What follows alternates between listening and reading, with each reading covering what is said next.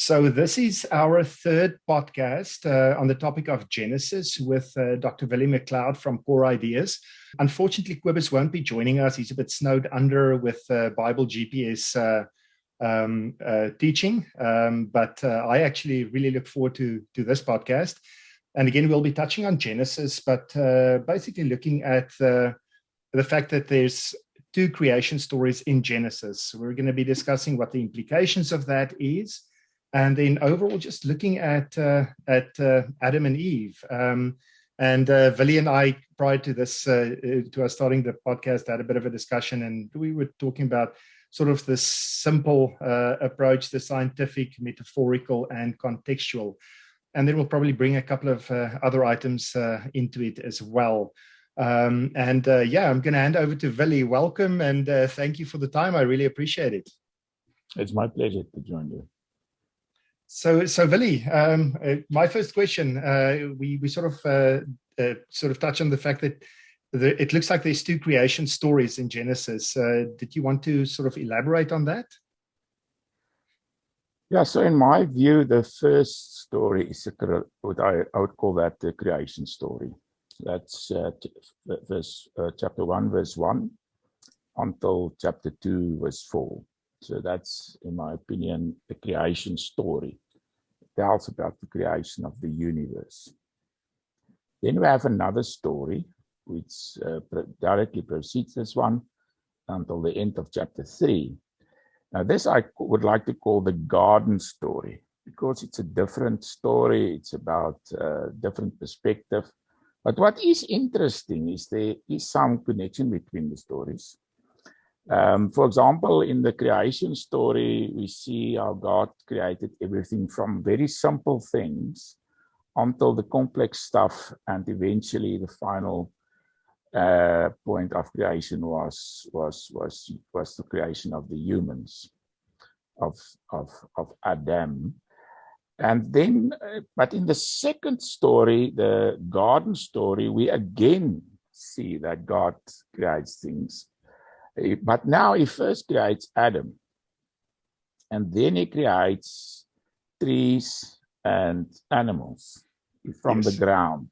He says that he forms them from the ground. So the order is different. And that's why some scholars would see this as another creation story. Yes.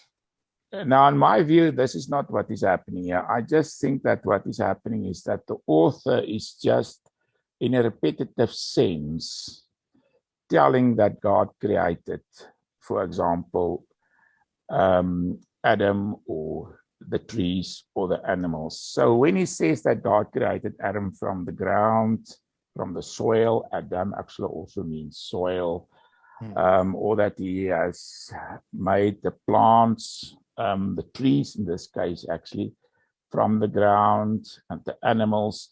I think the focus is on the garden. So he's talking about the garden and what's in the garden. There's trees, the animals, Adam. And so the order here, I think, is not a consecutive order in the sense of the one thing was created first and then second, as we find in the creation story. Yeah, so we can see Genesis. We can see Genesis as that linear approach to creation, whereas with Genesis 2, you move into sort of a different approach. So in Genesis 1, because we have the consecutive days, 1, 2, 3, 4, 5, 6, we have a clear process. We have progression from very simple to complex, etc., etc. So clearly the one thing follows upon the other. But in Genesis 2, it's not the same thing in the garden story. So in my view, when he says that God has made the trees, for example, from the ground, and he has made the animals, that's just in a repetitive sense, just repeating that God has done that. But it doesn't mean that God made it at that particular stage in history. So I don't think there's a historical link. There's a consecutive link. This thing was before the other. I don't think this was the intention. Or the way that the garden story should be read. So how do you see what do you think is the intention of Genesis 2? is it to introduce you to that environment and Adam and Eve? Yeah. So let me first say something about the word intention. Okay. I didn't really mention that in a serious sense. So I don't believe we would be able to find out what was the intention of the original author, which I believe to be Moses. But I do believe that some things are clear from the story. For example, what we find here is a clear metaphor. Yes. God as potter. Yes. This is not the only place in the Bible where we find it. We find it, for example, in Isaiah, later on in Isaiah. So the image of God as potter, who made Adam from the clay, who made the trees from the clay, who made the animals from the clay. So he's the potter, he makes the garden, he makes everything. The sense is not here in the same way as in Genesis 1, where there's a consecutive process of creation, where God creates from the basic to the more complex, which we've compared to the birth process, embryos, growth, and the whole cosmos coming, everything coming into existence, etc. This is not the same in this case. Here, the image is that of a potter. Yes. And this is actually a very old image. We find it in the ancient texts, in ancient Sumeria, in the ancient Middle East. So the author is just using an image, a metaphor, so to say. So when he says that God made Adam from clay, we should not take that literal. That's definitely not the meaning. If we do that, then he also took and he made trees from clay, he made the animals from clay, but he has already created them in the first story. So yes. It's a total conflict of understanding these things. So if one wants to take it literal in this sense, I do believe in a certain sense things should be taken literal as possible. But when a metaphor is clearly introduced in the passage, as we find in this case, we should immediately see it. So this is the metaphor of the potter, God yes. as a potter. And it's a beautiful metaphor. And if we miss this, we miss the whole story. Because if we take it literal in that sense, because some people take things in my way of thinking too literal. They takes it too literal because they negate the context. They do not take the context into account. They do not take the rest of the story and all the elements of the story into account. They did not take things that's in conflict with each other because of this particular view into account. And this is exactly where one will end up. You'll end up with a story which is in conflict with the first story of creation. Yes. Because God has already created the animals and the plants. Now he's creating it again, and now he's creating it after he has created Adam. So it doesn't make sense at all. So this is not the way to read it. Yeah. We should understand this simply as an image of the potter in the way that in the Genesis 1 we've discussed it in some detail, but there we have the image of birth, the universe that comes into being, and also the image of the potter. So the image of the potter is in some sense continuously background image in this part of Genesis. Yeah. So Willie, just you mentioned the metaphorical side of it, and you sort of, I think you hinted at an oversimplified view of Genesis. Yeah. Can you go into a bit more into the different approaches to Genesis? I mean, we've got the simple view. I think something that I find very interesting is just the scientific approach. What does that entail? Where will that lead us? And then, just looking at the contextual as well. Yeah. So what we find with when we discuss Genesis 1, we saw there were different views. There are different views among Christians about Genesis 1, and some Christians would like to take it again, as I've just stated, in a too literal sense. So they understand the word day as a solar day. So although it is translated as day, but day, the Hebrew word yom, actually means period. Yes. It doesn't mean a solar day. So they interpret this as a solar day, 7 or 6 solar days, and then God rested. But the problem here, we've already discussed it, when one takes this too literal and do not take the context into account, is that the sun was only created on the 4th day. So it's totally impossible to have day 1, 2, and 3 as solar days. And that's why we read on the 4th day that God actually on that particular day brought seasons, days, and years into being. So solar days came into being on the 4th day of creation. That's clearly stated in the text. So this is the same case that we're discussing. So if you take Genesis 1 and Genesis 2 in a too literal and simple way, you do not take the context into account, do not take all the aspects of the story into account, then you end up with this particular view that the cosmos was created in 6 solar days. You end up with the view that God as a potter God has created Adam from soil, and he was the very first person ever created, slightly more, 6,000 years ago. And these views, although they seem biblical, in my view, does not arrive from good interpretation of the biblical text. And it's also radically against the scientific view. Yes. So can I ask you another question? So what do you say when people refer to Adam and Eve as the original parents of the human race? How do you see that, and how would you respond to that? So the first 2 people ever created, and we all stem from that. So again, we have exactly the same situation. If one reads the whole garden story, let's focus on the garden story. When one reads the garden story, what you'll see in the garden story is that there's a different perspective from the creation story. So what God is doing, what we read in the garden story, is that God made Adam here as a potter, and there was, now one would think, could have been the first person, because, here we just read, first of all, God has created Adam. But the problem, again, if we take the other aspects of the garden story into account, is that we, for example, read that Cain took a wife. Yes. The wife is never introduced.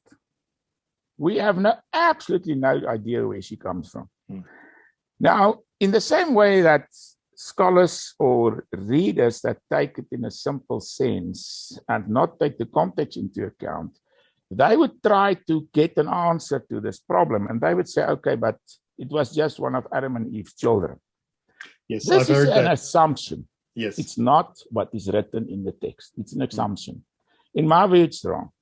Yes. But then he continues, and he says that Cain was afraid of some people outside the garden that they would kill him. And he had to receive a mark too. Hostile people. Yeah. Yes. So here we have hostile people outside the garden that would like to kill him.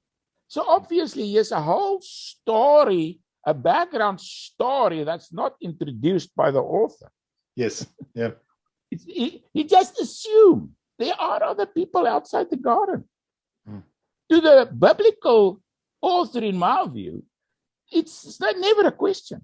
It's not even, I don't think he ever considered Adam to be the first human. Yes. So when he says that God as potter created Adam, just as a potter, it's just a metaphor. He made Adam. But that doesn't mean he was the very first person created. In fact, there's a very interesting difference between the Adam of the creation story and the Adam of the garden story. So you would like to know what is the difference between I am one fascinated. Adam and the other Adam. You see, so there is a big difference. Now, the first thing is that Adam, the word used Adam in the creation story, that is actually just in reference to humankind. Yes. So it's not a reference to the person we call Adam. The word used there is just plain and simple a reference to mankind as such. And that's also why we read in this particular text, God created them male and female. And then in Genesis 5 verse 2, we find the following, and I quote from the New King James. He created them male and female, as again a reference back to the creation story, and blessed them and called them mankind. Adam. Yes. So Adam here means mankind. He clearly states he created them, male and female, and blessed them and called them Adam. Yes. So in this case, Adam is definitely not the person called Adam in the garden story, because it's clearly stated here that he called them. And that's why the New King James has translated it as mankind, called them mankind in the day they were created. And I think that's where it's so important to look at it textually and go back to the foundational text. I just wanted to throw something else. Let me just add this. Yes. So when it comes to the garden story, this person is later introduced with the name Adam. Yes. So here we have a particular person which is called Adam, and with him is Eve. But this is something totally different from the word Adam used in the creation story in reference to mankind.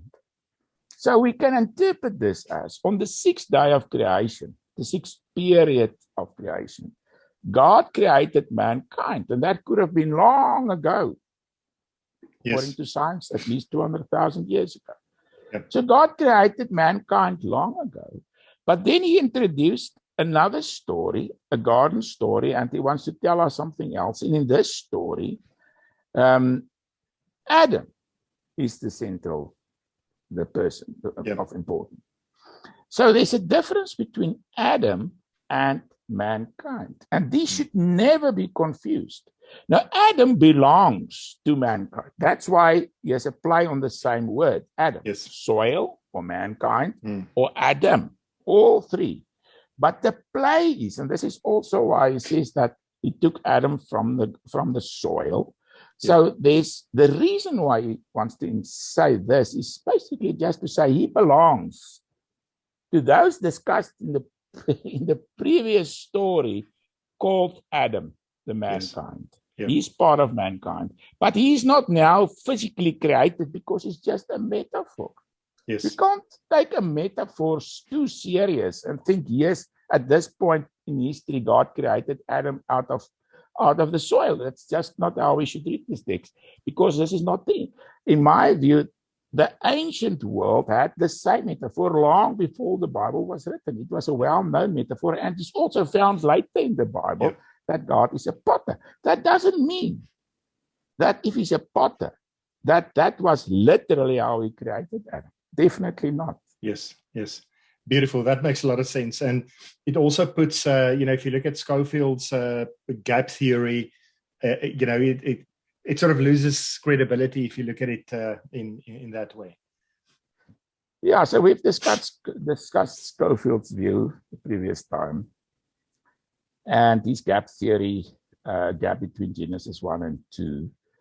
And I've already mentioned there's absolutely no scientific evidence for this. And he tries to, reconcile a scientific view with his interpretation of an over-literal reading of the creation story. All these problems falls away if we're just doing good interpretation. What we do is we take the text and all its parts, we discuss it together, we try and get the smaller parts to reconcile with the larger parts and the entire passage. And this is called actually the hermeneutical cycle. All the parts correlate and there's a certain meaning arriving from the whole passage. If we just take certain parts out of context and just say, but this is this, it's not that, it's not correct. One can't do that. That's not good hermeneutics. Good hermeneutics is to understand why the sun was created on the fourth day and give a good reason and explanation for that. Yeah. And the same with Adam. To explain why Adam was made first and then the trees and then the animals, I mean, it's in direct conflict with the creation story. So all these things become massive problems that these readers often do not recognize because they do not carefully engage with the text. Yeah.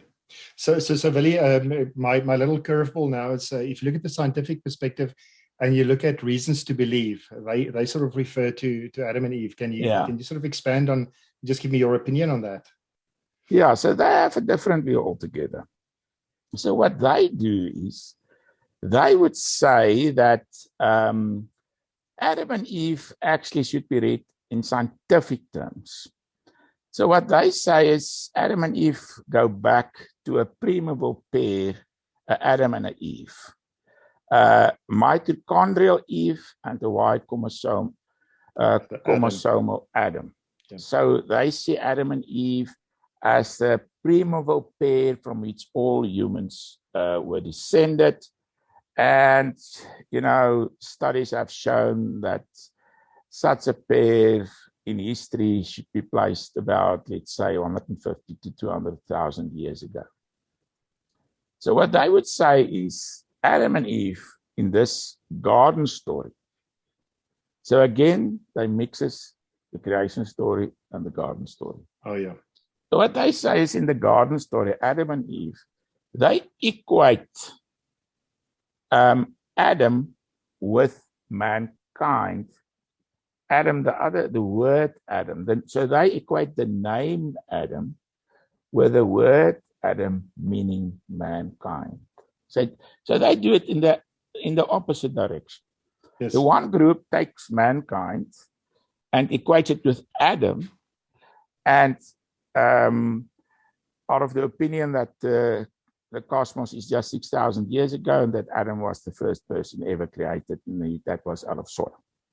The other group do the same thing in the opposite direction. So what they do, they equate Adam with the Adam, which means mankind in Genesis 1. And then they say that Adam and Eve was the primeval pair about 200,000 years ago.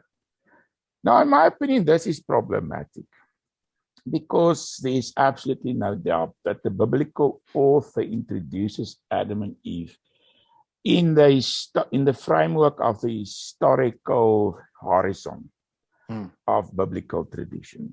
So there's a long tradition going back in the ancient Middle East, but there's a certain horizon in the rememberable history. And there's a reason for this, because Adam is not that unique.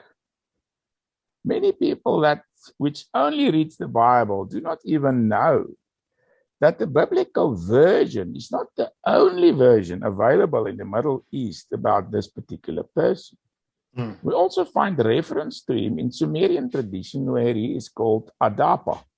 Similar names. But in the case of Adapa, we have a very similar story. He's also misled by a god called Enki, which is sometimes envisioned as a serpent in the same way that Eve is misled, and both are misled regarding certain fruits of life. Both has a certain relation with the Most High God and is misled in terms of the fruit associated with a visit in the presence of this God. In the Bible, it's in the garden story that we find this story. But the point of the matter is that Adapa is never presented as the first human. He is the prototypical woman, a man. Yes. In the same sense that Adam is definitely also prototypical. But he is actually the first civilizer. He's the one that brought civilization to Sumer and to the ancient Middle East. So the people of the ancient Middle East, remember, the author of the Bible stood in a context, a wider Middle Eastern context. He knew about Adapa. There's absolutely no doubt that he didn't know about the Sumerian version of the story that he is telling. He didn't take it from the Sumerians, I believe. No. This tradition was independently handed down in Abrahamic circles for a long time, and the base material was used by this author, which I believe to be Moses. We've discussed it previously why I believe so, and in one of the other episodes we'll come back to that. Yeah. But what is extremely important is there's a wider context. There's a world outside the Bible. Yeah. And the biblical author knew about it, and he knew about Adapa. So although he doesn't borrow from Sumerian tradition, he has his own tradition. It's in two different traditions that this ancient figure are remembered. The one is Adapa in the Sumerian tradition, and the other is Adam in the biblical tradition. So that's why for the biblical author, there's not a question that there are other people outside the garden. Yes. So when I look at Adam and Eve, would you say that they physically existed? And especially if you look at those traditions, and do you think those traditions, Sumerian and Abrahamic, come together at some point? Yeah, I think I remember a certain historical person. I think there's good reason to think so. Because it does impact things like Genesis 6, for instance, if you were to go down. Yeah, we'll come to that. Yeah. So that's why, within the biblical framework, he's the fourth father within remembered history of the Israelites. This most distant fourth father. He's the first remembered person. Why is he important from the biblical perspective? One should ask that question. I think that's just. You see, people have it wrong in the sense that they think that he is important because he was the first human. It's not important because he was the first human. He's important because he was the first human that we know of with whom God had a relationship. The Bible is about God's relationship with mankind. This is what the Bible is about. Yes. This is a story told in the Bible. So Adapa in the Sumerian story had a relation with the Most High God. It's the same in the biblical story. Adam has a relation with God. So he had a relation. So, sorry for interrupting, but I think we sort of overly focus on the creation of Adam and Adam and Eve and forget that it's about a relationship with God, and that's where the fall comes in, is that breaking of the relationship. Yeah, so I think once you understand that the reason why Adam is important from a biblical perspective is not because he was the first human ever created. A good reading of the garden story tells us he was not the first human. This is a metaphor, but he's important because he's the first one in remembered history with whom God had a relationship. There might have been other persons earlier with whom God had a relationship, but that we do not know their stories. He's the first one, and we'll talk about the fall also. That's very important at a later point. That also enters our story. But maybe let me come back to Eve. Yes.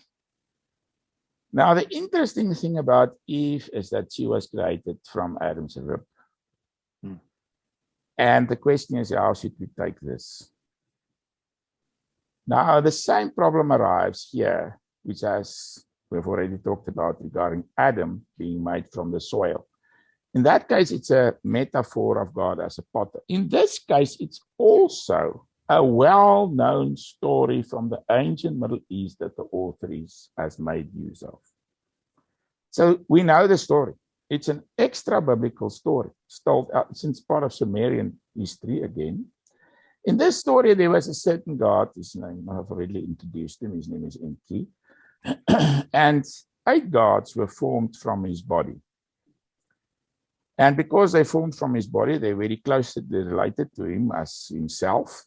But among them, now what in the Sumerian text, what we find is they refer to a certain body part, but then we have a play on words, and we have another name that's introduced. Now, the one is Lady Rib. She was made from his rib. Now one could say, okay, this is just a coincidence. Here we have Lady Rib made from this God's rib, and here we have Eve made from Adam's rib. But then there's the next point. The play that we find in the Sumerian is between Rib and life. So Lady Rib is also Lady Life.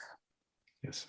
Now in Genesis we read that Eve was made from Adam's rib, and she was called Life. There cannot be any doubt that the author took this image from a well-known story in the ancient Middle East. And he had a reason to do this, because he just wanted to express the closeness between Adam and Eve. So Eve and Adam both are extremely important in his story, because they're the primeval pair, the most distant and remembered forefather and mother of the Israelites. And they're both important. But Eve is not made from Adam's rib in a literal sense. The author couldn't, he knows the story, he obviously uses the story, and he reworks the story for his story. We often find a literary motive that we often use is we take another story, we rework it, and we write our own story. And this is exactly what he does at this early stage already. He takes another story, he reworks this particular motive, and he introduces it in his story to explain and show how closely connected Adam and Eve are to each other. And he has already done that in a certain sense in chapter 1, when he showed God created mankind, man and female, male and female, created them. Yeah. Nowadays, you'll get into trouble for saying that, eh? Absolutely. Anything else on the scientific view you'd like to lift out? Yeah, so I just think that one should not mix the creation story and the garden story. Yeah. The creation story tells how God created everything in 6 periods of creation, which could have been over a very long time period, and in my view is not in conflict with science. The biblical author doesn't have a scientific perspective, obviously. He doesn't write from a scientific perspective, but what is extremely important, it's definitely not solar days. It's longer periods, the sun only having been created on the 4th day. That's why it's so nicely compatible with the scientific view. We've discussed that the previous time. On the other hand, we have the garden story. The garden story is a different story. The same metaphor that we found in the first story of God as a potter is again introduced, but this time in a different way and sense. And we are told how Adam is made from soil, in the same sense that God said he made Israel from soil at a later stage in Isaiah, which nobody takes serious in that case, but here they like to take it too serious. So it's just a metaphor introducing the fact that Adam, the person with the name Adam, is the same, or of the same gene, if we can say it in this way, as Adam, meaning mankind. And in this story, we have metaphors, especially the one of God as a potter, but also what the author introduces is this metaphor of the closeness between Adam and Eve, of her having been taken from his rib. So we don't have to worry whether Adam has one less rib than before. It's not meant literal. We know this because this story is very well known, and the author would definitely have known the story. He has actually taken. If it was not for her name meaning life, it could have been there could have been some discussion, but there can be no discussion. It's absolutely clear. Yeah. So Willie, and now I just want to take it one step further, and I know there's going to be a lot of discussion around this, but so now I take Adam and Eve and I place them into the context of the garden. So I assume the garden would be a physical environment within the greater creation. And Yeah, that would so probably be the place where that interaction between Adam, Eve, and God took place. again, the biblical story is not unique. Hmm. So in the Bible, we read that the garden was in the east. In Genesis, we read this in the garden story. It was located in the east, and it was located at the headwaters, in the region of the headwaters, the head, it's clearly stated there, of the Euphrates and the Tigris rivers, which means it was situated somewhere in northwestern Iran or somewhere in that geographical area, towards the east. Yes. That's what and the you've Bible got the four says. rivers, the Pishon and the Havilah. Exactly. And the other two rivers, we can also clearly find them in history and geographically, but we can discuss that the next time. But what is important here is that this garden is located in the east. This is one of the reasons. There are many reasons why I believe we can show that Genesis is very old, and the material incorporated in Genesis is very old. Because we find during the period of the Exodus, we also read about the Garden of Eden. It's called Eden, it's called the garden.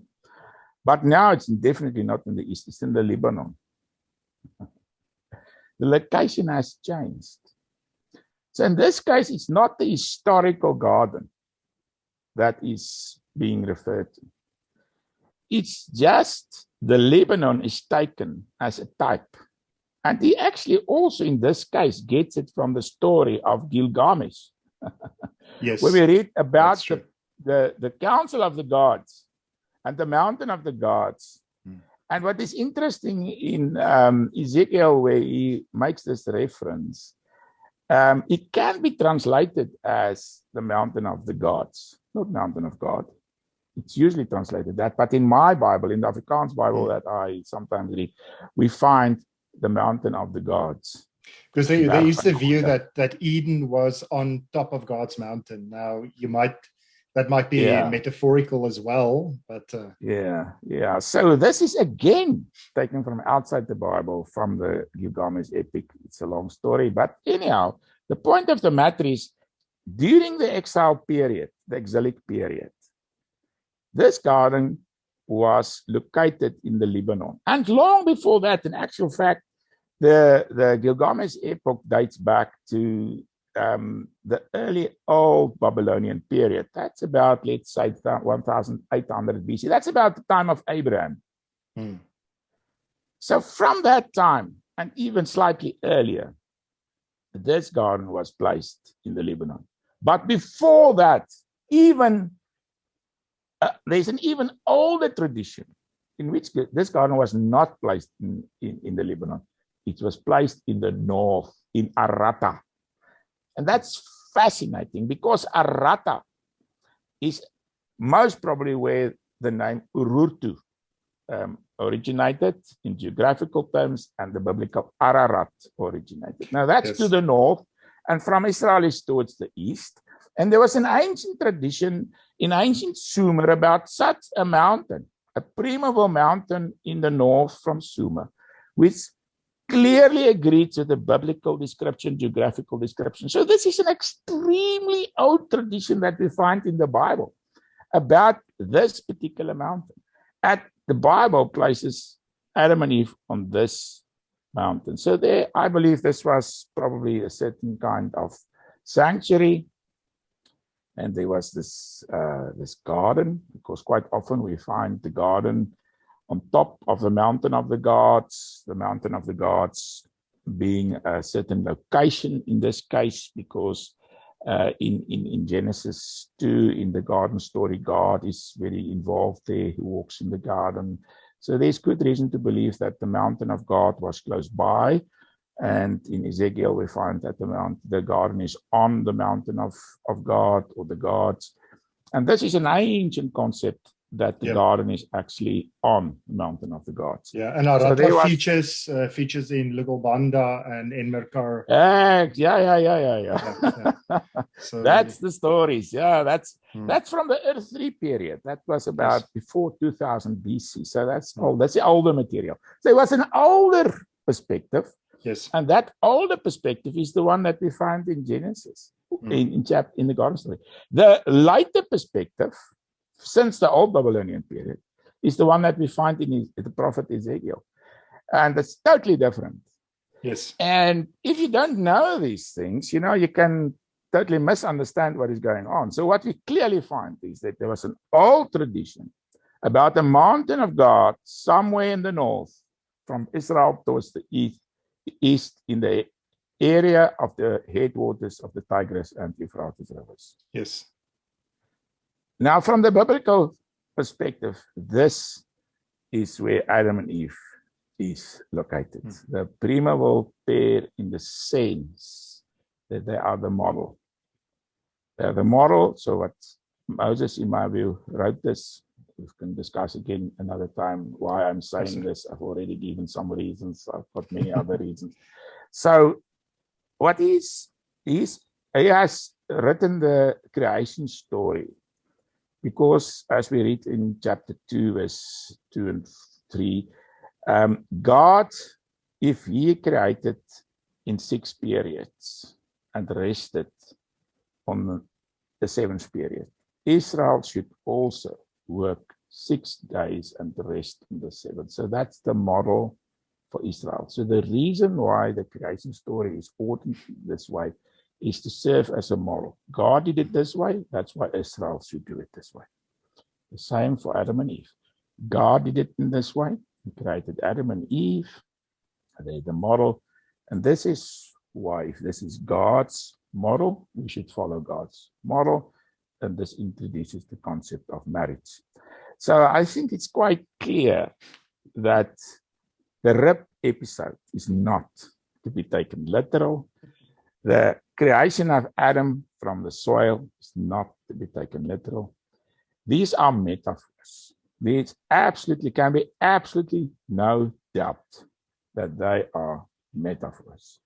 And once we understand this, then we can place the garden story somewhere in history. We can, as Christians, believe in a historical Adam and Eve. It's totally impossible to show that they have ever lived. This is totally beyond the possibility of science. So this will always be an issue of belief. We can never, ever, it's not only before the first writing was introduced and the first literature in about 2500 BC. It's long before that. There's just no way that we can show this. But Christians can believe it. There's no reason not to believe it, especially since we find it also in another story, in Sumer, the story of Adapa. Yeah. Now, since the biblical author introduced the story from Sumer, which he reworked, the one about Enki and the rib. Yeah.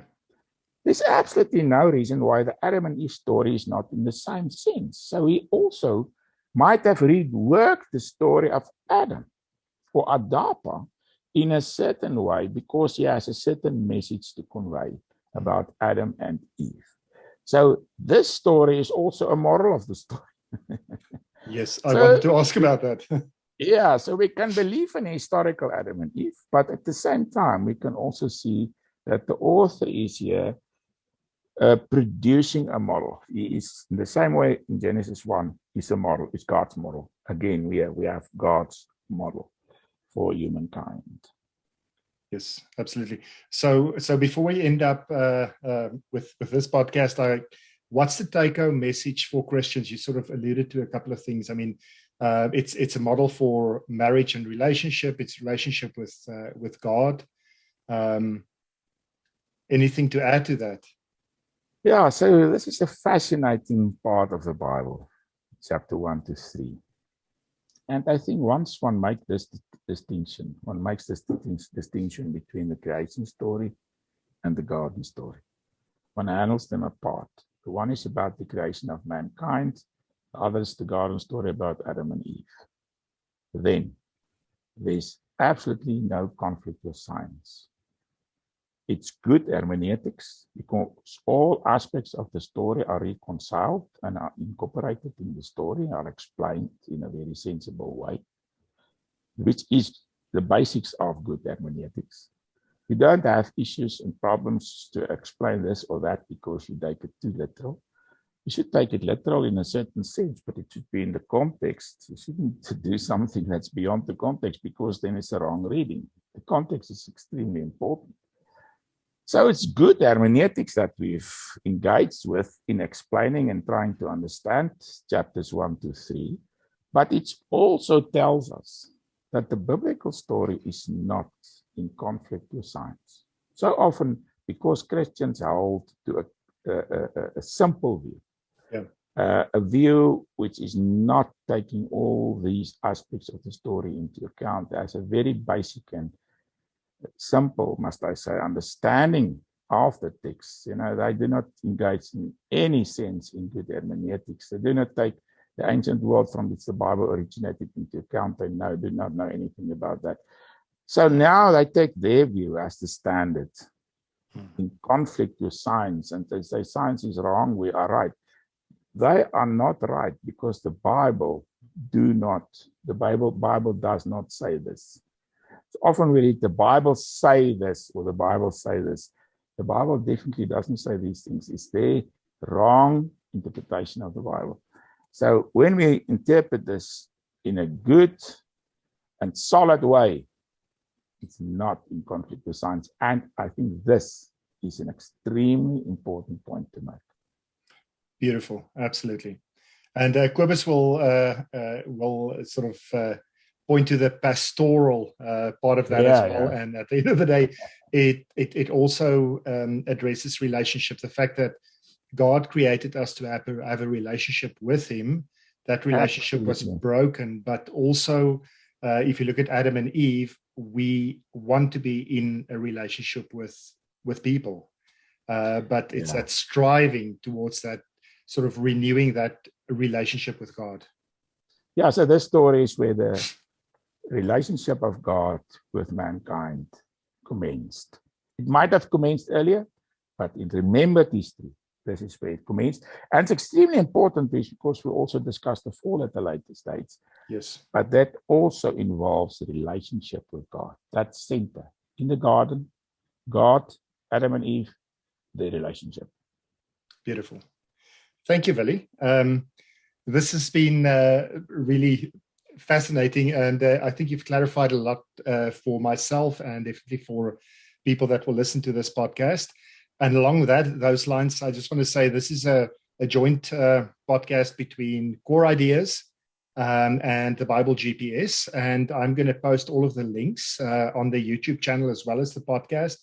Please click, please like, please share. We would really appreciate that.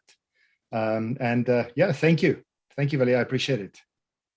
My pleasure.